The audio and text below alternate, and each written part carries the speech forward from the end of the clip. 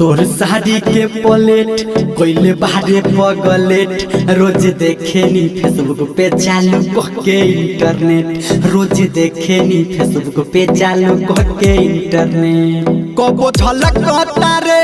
कबो लच कहता रे बाबन गज के लाली सरिया पे कोमरिया लचके रे बाबन गज के लाली सरिया पे कोमरिया लचके रे माँ गायत्री रिकॉर्डिंग स्टूडियो।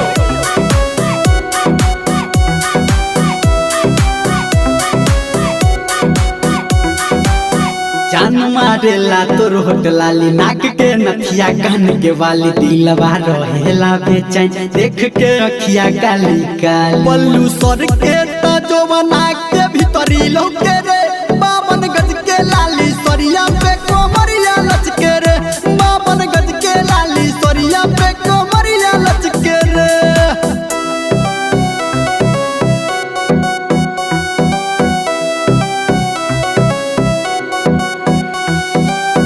जब चले लू तू एक गोरी पहिर के हरियर हाथ में चूड़ी मनवा रहेला बेचैन देख के होटवा के हेला जब हंसेलू तो दिलवा के भीतरी छौके रे बाबन गज के लाली सरिया पे कोमरिया लचके रे बाबन गज के लाली सरिया पे कोमरिया लचके रे